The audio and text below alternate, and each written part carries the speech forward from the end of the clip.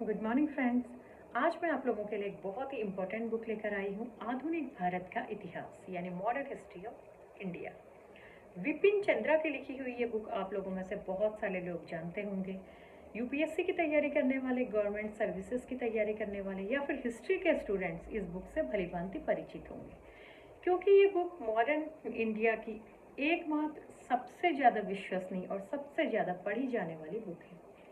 ये बुक मैंने ऑनलाइन फ्लिपकार्ट से मंगाई थी। इसमें 350 के लगभग पेजेस हैं। पेजेस क्वालिटी बहुत अच्छी है और बुक की कीमत केवल 285 रुपीज़ है। विपिन चंद्र जो इस बुक के राइटर हैं, उनके बारे में बता दूं कि वो इंडिया के बहुत महान इतिहासकारों में से एक हैं। जेएनयू में वो हिस्ट्री डिपार्टमेंट के हेड रह चुके हैं। साथ ही विपिन चंद्रा की और भी बहुत सारी बुक्स हमारे पास हैं। Epic struggle, nationalism and colonialism in modern India, Ashes in nationalism आदि। इस बुक में क्या है? बीए व प्रतियोगी परीक्षा के अभ्यर्थियों के लिए ये बुक खास तौर पे बनाई गई है। ये बुक आधुनिक भारत का इतिहास यानी 18वीं सदी से 1947 सदी तक का विवरण प्रस्तुत करती है। इसमें सैनिक और कूटनीतिक घटनाओं की व्यक्तिगत व्याख्याओं की जगह, जैसे कि हम लोग देखते हैं कि ज़्यादातर हमें हिस्ट्री को जो बुक्स मिलती हैं, जो हमें मुगल काल या फिर उससे पहले के हमारे वैदिक काल, बौद्ध कालों के बारे में बताती है। तो उस टाइम पे क्या होता था, खासकर मुगल काल पे मुगल बादशाह ने बहुत सारे राइटर्स को अपने दरबार में रखा था केवल अपने बारे में लिखने के लिए, जिन्होंने अकबर, हुमायूं जैसे बादशाहों की बड़ा चढ़ाकर प्रशंसा की। उनको एक देवतुल्य बनाया गया, उनके शासनकाल को बड़ा चढ़ाकर बहुत ही खूबियाँ उसकी गिनाई गई। तो इस तरह से पुराने बादशाहों को शौक था अपने बारे में अच्छा अच्छा प्रकाशित करवाने का, जिससे कि आने वाले सालों तक उनको एक बहुत महान बादशाह के रूप में देखा जाए। इस तरह से वो लोग लालच में आकर लिखते थे, धन लेकर लिखते थे बादशाहों से। तो उनकी लेखनी में एकदम से हम लोग पक्षपात देख सकते हैं। जिस बादशाह के काल की वो बुक्स होती थी, उस बादशाह की बड़ा चढ़ाकर प्रशंसा उसमें की होती थी। तो उससे हमें एकदम से विश्वसनीय तथ्य पता नहीं लग पाते।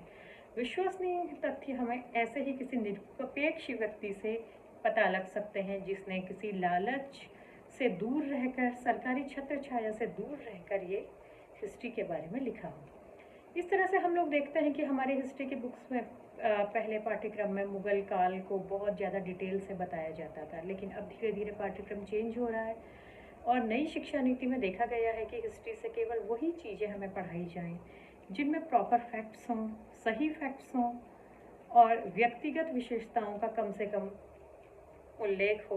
ज़्यादा से ज़्यादा हिस्ट्री के सही ऐसे फैक्ट्स बताए जाएं जिससे हम देख पाएँ कि हमारे इतिहास में हमसे क्या क्या गलतियां हुई हैं, क्या क्या फैसले लिए गए हैं, चाहे हमारे द्वारा हों, चाहे हमारे ऊपर आक्रमण करने वाले लोगों के द्वारा हों। जब मुगलों ने हम पे शासन किया था, जब ब्रिटिशर्स ने हम पर शासन किया था, उससे पहले जब हमारा सबसे पहले वैदिक युग था, फिर बौद्ध युग आया, तो इन सभी कालों में क्या क्या अच्छी बातें थी, क्या क्या बुरी बातें थी, क्या ऐसे फैसले लिए गए जिनके दूरगामी निष्कर्ष हम आज तक भुगतते आ रहे हैं, इनसे हम भविष्य के लिए क्या सीख ले सकते हैं। क्योंकि हिस्ट्री एक ऐसी चीज़ है, इतिहास एक ऐसी चीज़ है जो न केवल हमारी ज्ञान वृद्धि करती है, बल्कि हमें अपने आज और कल के लिए ये सिखाती है कि हम कैसे अपने फैसले लें, कैसे हम आज का समय बिताएं, जिसकी वजह से हमारे आने वाली पीढ़ियों को हम पर गर्व हो, जिसके दूरगामी जो निष्कर्ष हों वो अच्छे निकले।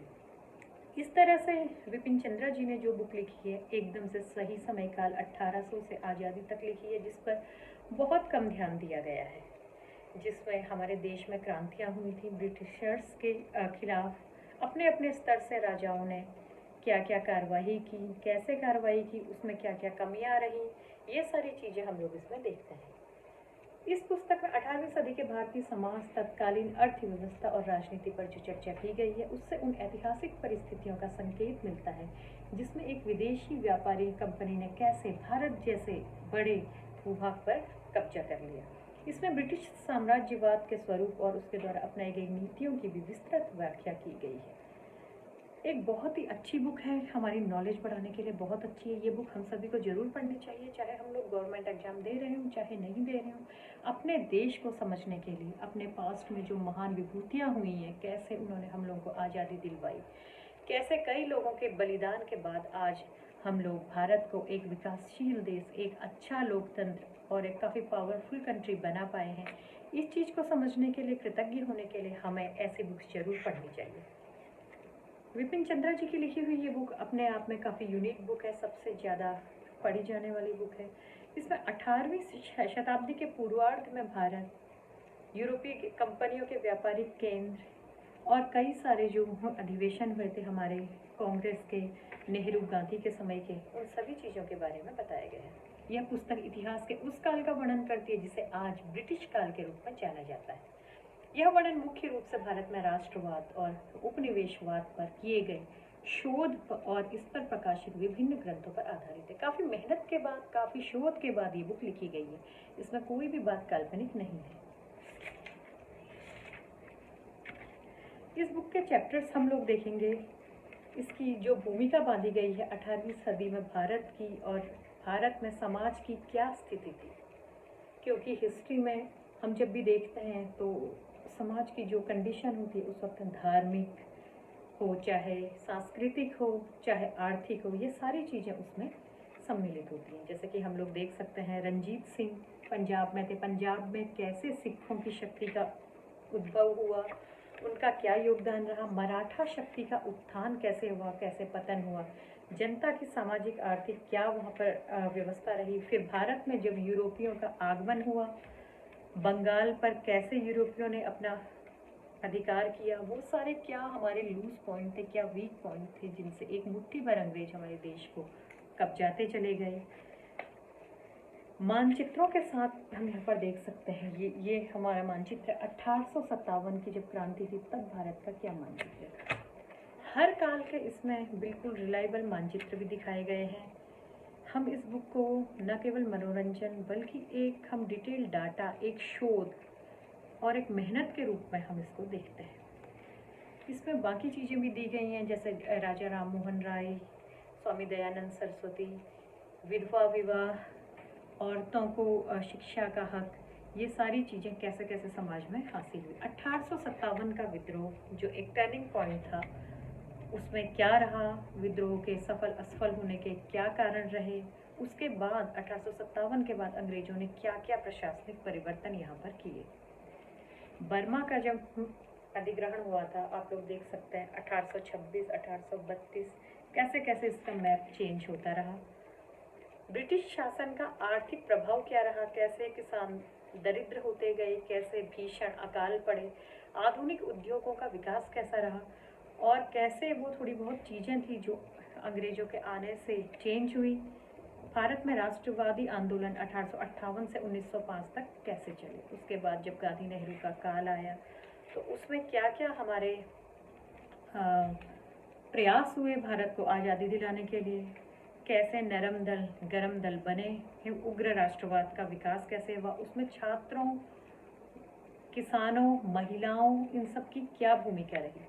फिर कैसे अंग्रेजों के शासनकाल में कुछ सुधार भी किए गए, मॉन्टेग्यू चेम्सफोर्ड सुधार, रोलेट एक्ट, महात्मा गांधी का नेतृत्व और महात्मा गांधी द्वारा किए गए कुछ इम्पोर्टेंट आंदोलन, खिलाफत आंदोलन, असहयोग आंदोलन, भारत छोड़ो आंदोलन। फिर कैसे विश्व युद्धों के साथ साथ हमारे देश में क्या चेंज आए, विश्व युद्धों का क्या हमारे देश पे इफेक्ट पड़ा, और जनता ने कैसे संघर्ष किया। ये सारी चीज़ें एक गहरी रिसर्च के बाद, गहरी मेहनत के बाद हमें बताई गई। फाइनली हम देखेंगे कि कैसे 1945 में जब विश्व युद्ध समाप्त हुआ, उसके बाद पूरे देश दुनिया में क्या परिवर्तन आए, इनसे भारत पर क्या प्रभाव पड़ा। फाइनली हमें 1947 में कैसे आज़ादी मिली, और आज़ादी के साथ हमें देश के विभाजन के दुख से भी जूझना पड़ा। मुस्लिम लीग का रोल, कांग्रेस का रोल हम यहाँ पर देखेंगे।